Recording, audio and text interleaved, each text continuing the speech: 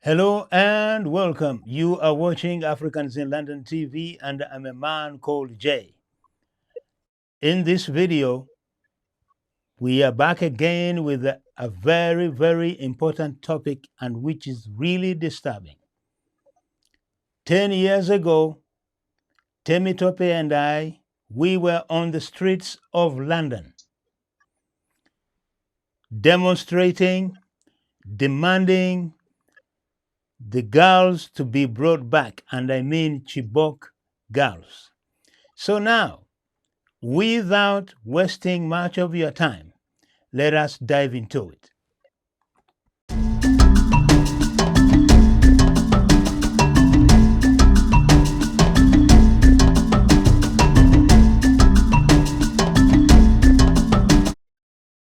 Yes, and welcome back again.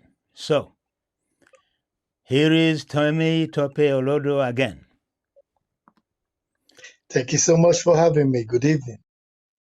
Yes, Temi, we are back again 10 years later talking about Boko Haram. And in fact, we made so many programs about Boko Haram. And now those programs, we will dig them later, or we can tell our viewers to go on AILTV and find them. They are there. Yeah. But here we are now. Tell us what has happened in the last 72 hours. Good evening, good morning, good afternoon, depending on which part of the world you're watching us. It's quite strange that we are in another deja vu, because 10 years down the line, we have a situation where about 287 students were adopted from their schools in northwest Nigeria, which is in Kaduna State. And again, afterwards in Sokoto, which is a place that I know very well, children were again, school were targeted, and people were taken away by whether they are bandits or whether they are terrorists. We know they were taken away with outside their own control. So they did not leave willingly. They were taken away, and this more or less just reminds us of what happened 10 years ago during the Chibok girls situation time, where kids were taken, over 200 plus were taken from their school, and apart from the negotiations that were done by the international community to get some groups out, all the other ones that have managed to escape have actually been found accidentally. It wasn't like there was a military operation to actually look for those people and bring them out. Here we are again, the same deja vu, and I know we got so many videos, and one of those videos, people were shouting and screaming outside the Nigeria High Commission in London here, and we were there to capture it and even speak to member of parliament that actually came in support of Nigeria. But not only the member of parliament, but many other major, important personalities around the world that actually did, support, the project of bringing back the girls. Before we get into the program, let me play the video from France 24. Chaos and panic after gunmen stormed the school in Nigeria's northwest region. Locals say assailants surrounded the facility as classes were set to begin before abducting hundreds of pupils. A teacher leading the school assembly was kidnapped. He said he couldn't run away because students depended on him for protection. A vigilante was also killed while he was trying to scare the gunman away by shooting in the air. The kidnapping marks the second mass abduction in the West African nation in less than a week. Authorities say search and rescue teams have been deployed to find the missing children, most of them aged between 8 and 15. To the mothers, and we made it clear to them that one of the most important responsibilities of the government is to ensure that we protect the lives and properties of our citizens. It's not the first time that Nigerian schools have been the targets of kidnappings for ransom. In 2014, the Boko Haram armed group abducted more than 200 schoolgirls in Borno State. And this is And with the again in sound. Oh, can't 2021, hear you. when I fighters can't took hear more it than on my own side. 150 children in a raid. This as the country continues to battle an insurgency since more than a decade, with armed groups operating mainly in the northeast, targeting security forces and civilians, and displacing tens of thousands of people. So you have seen the video. This is from the last 72 hours. Now, Temi, I don't know. I don't even know the words. Or you are an expert. Maybe you can explain why all these things are happening and why Nigeria has failed to defeat Boko Haram. Now, as it happens, Boko Haram, it seems it doesn't even have a leader. Okay, we know this was the founder, Mohammed Yusuf, and then now this is where we are. We know Shekau is no longer. We also know this Abu Musab al-Banawi, who was the leader of ISWAP, is no longer. So, according to your analysis, who is the head of Boko Haram now? Do they have a leader at all? Boko Haram are actually a fraction of Boko Haram. I don't want to say the whole of Boko Haram, but a big fraction of the Boko Haram actually paid allegiance to the other group, which was led by Al-Bani, and of course, which is the West Africa, version of Boko Haram. Yeah, that is the Islamic State of West African province or whatever. Yes, sure, Okay. as they are called. Yeah. Yes. So we know that both individuals that are on your screen now are no longer with us, because the Shikao, in his own case, was quite a very interesting one, because he was stuck somewhere within the Nigerian territory, and the other terrorist group drove there in their drones to go and attack him, and they killed him. So it wasn't the Nigerian military that killed him. He was killed by another terrorist group within the Nigerian soil, and they can't even intercept that terrorist group that did that. Only God will tell us the history of what happened there. But what we know is that those two organizations do not actually have a visible leader, and yet they are carrying out all kind of havoc against the Nigerian state, and we don't know how they're managing to do it. So, let us look here. You see,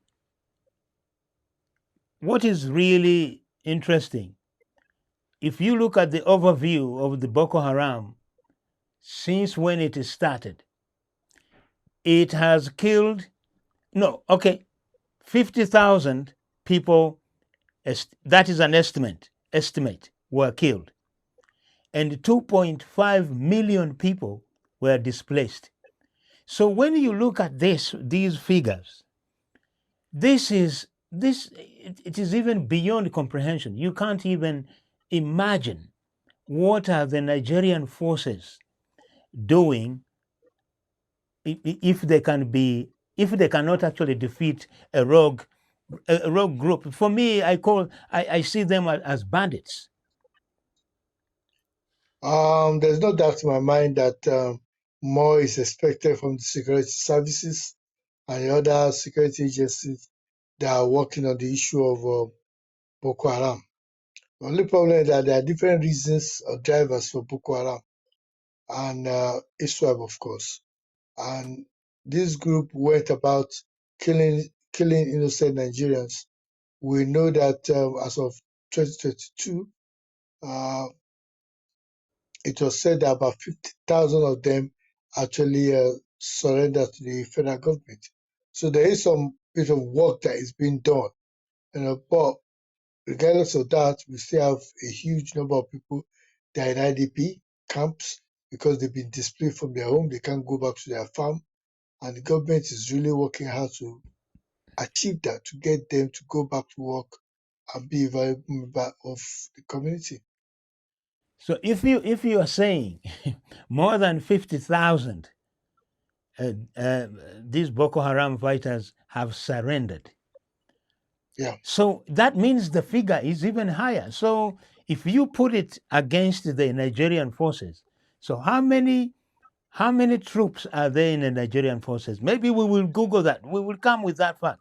I think based on estimate that we know, WikiLeaks, there are about 230,000 Nigerian military personnel and Boko Haram. When it was still Boko Haram, because we don't know where the situation is, have maybe a recruitment strength of up to either between 6 to 11,000. So that's their position. Bottom line is that there are many factors that contributed to more or less to Nigerian government being unable to actually get rid of Boko Haram. But we'll talk about that as we progress on this conversation. Okay. Now, I want also to play the video from 10 years ago. And this was yourself and I.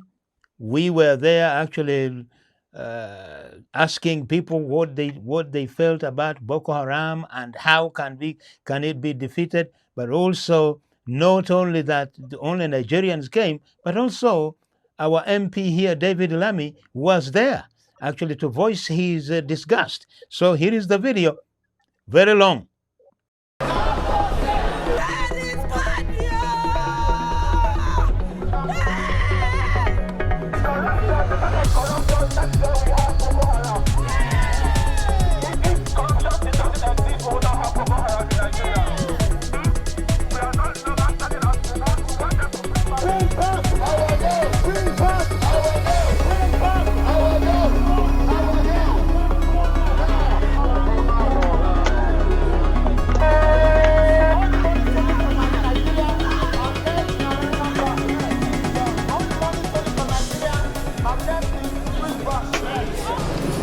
Human beings who have come together,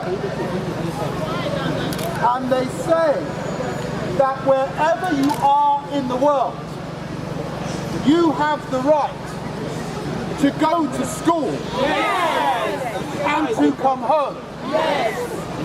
That wherever you are in the world, if you are a young woman, you have the right to come of age and to determine yourself who you will marry. We are here today to say that it does not matter if this is a corner of Nigeria. It doesn't matter where it is. We must be one world. The truth is, for some considerable time, there have been many young children taken away from their homes.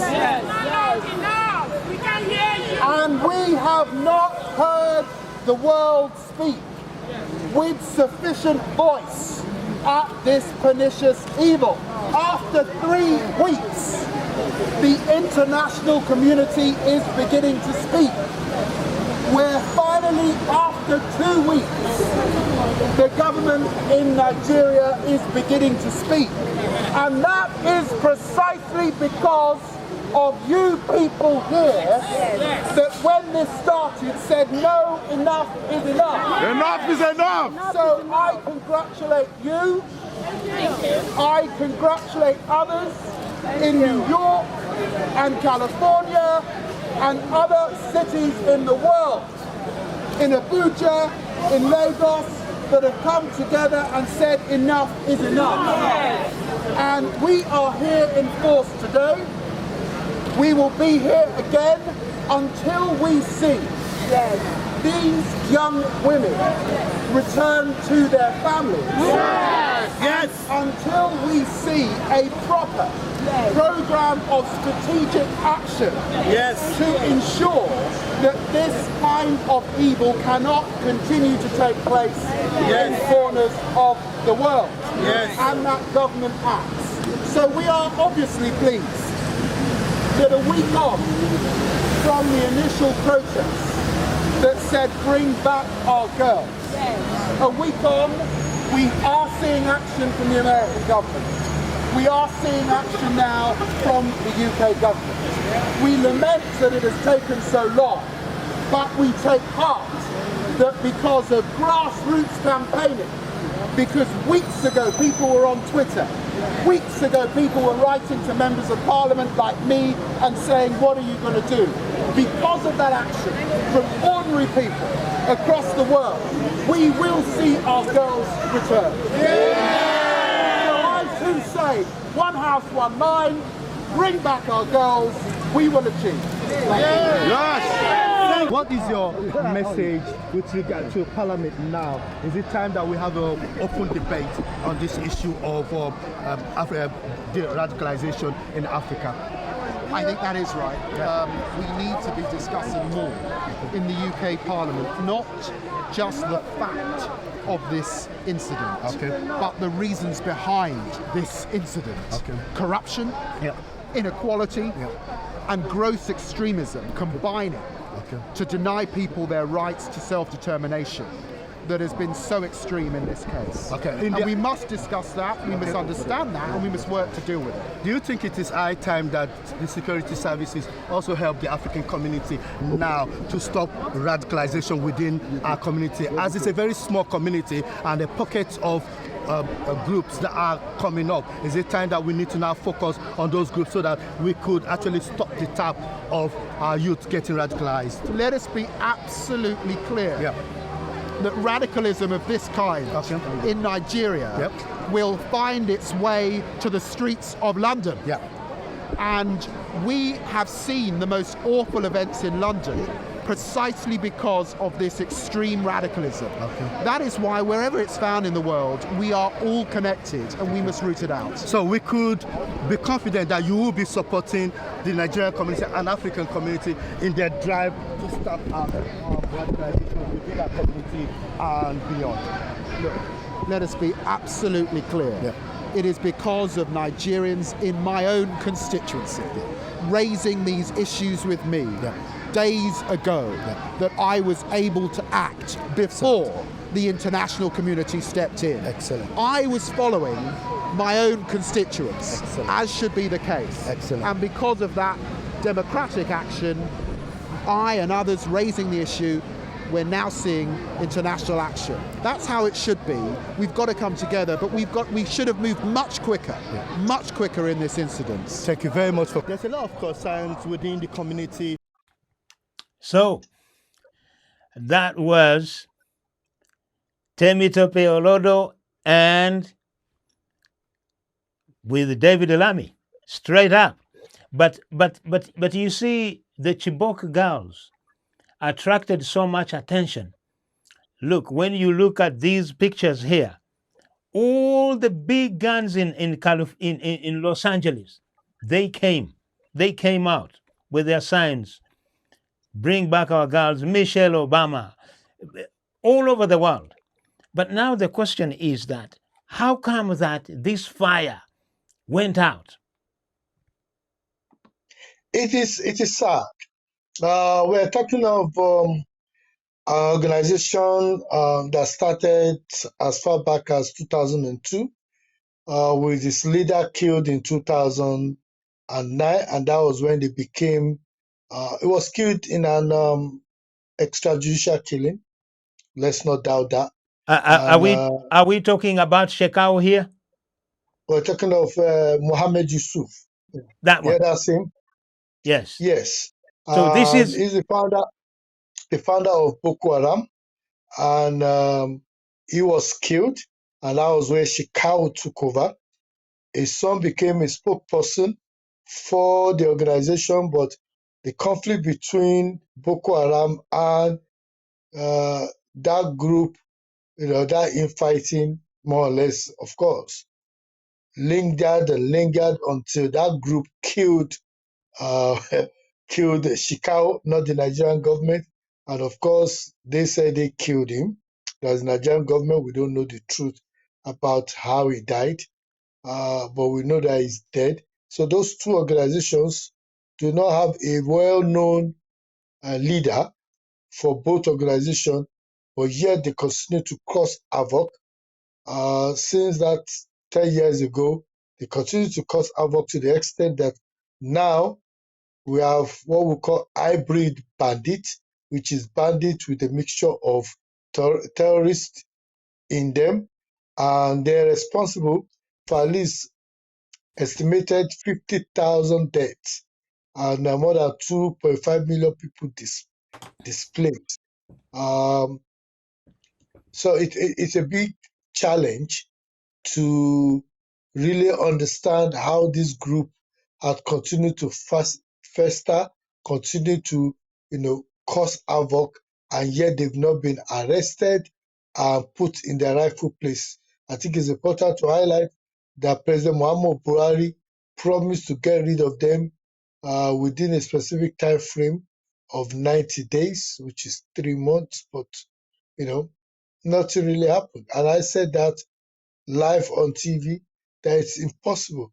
What you need is to have a containment strategy, to have a superior narrative that more or less defeat the narrative of Boko Haram and this kind of organizations, similar organizations, to let them know that the best way to address grievances is going through political means, and structures of ground rather than picking up arms against the state.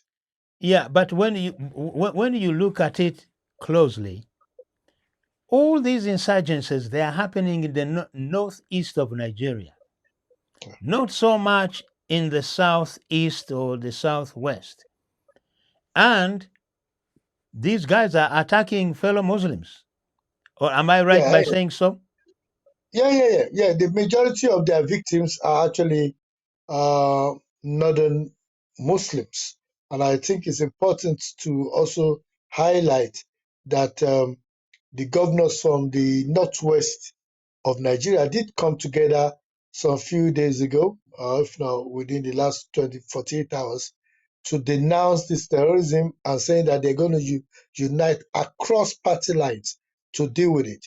It's important to also highlight that that northwest of Nigeria, which is now experiencing more of banditry and terrorist attack, has a population of about 49 million people within that particular region, northwest of Nigeria. And that is where you have all these incidents of terrorism, banditry, and a lot of people displaced, internally displaced. So there is a lot of work that needs to be done. But I've been talking about this for over 10 years now, highlighting that the government is not doing enough and the security services are not fit for purpose to deliver the task that is ahead of them. Personally, this is my view, that just like the president created a presidential committee to deal with economic growth and investment and things along economic issues, I think the Nigerian government and Nigerian president need to create a civilian-led presidential committee that will give the president and the presidency advice on how best to address the issue of insecurity and violence extremism in Nigeria. Because if they don't do that, they continue to box the shadow and really not achieve anything with regard to their war on terrorism. You know what? I know we are not supposed to be talking about these two guys here, Tinubu and Ribadu. Rivado. This is the National Security Advisor. But I want you just to touch quickly, because I know we are going to revisit this program later next week. We will be specifically looking at the role of this man Ribadu. What is he thinking, and what is he supposed to do about it? So please, just a few minutes. Yeah, Ribadu is a former police officer and the head of the corruption organization or agency known as EFCC. So he's a man that is known to be a no-nonsense man. And since his emergence as the new national security advisor, he's been trying to unify and ensure that all the security services are working together effectively to stem the war, to destroy or to eradicate terrorism in Nigeria, which is a big word to use, but that's what their aim is. But that being said, it's important to highlight that when people look at the graphics of terrorism in Nigeria and they see a nosedive in terms of the number of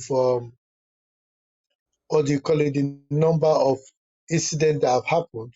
It's not like the incident has really gone down, but what you're seeing is that other, other kind of players are already in the scene, which is the bandits, who are also causing as much havoc, if not much dangerous, than what Boko Haram was doing in the past.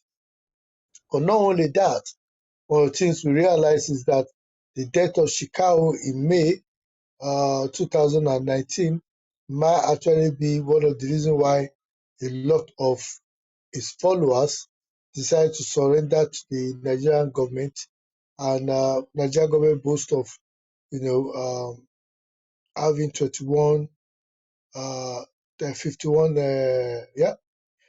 51,000 people, surrender to them. These are people that were just hungry and homeless who decided to come back to the country. So that's my view.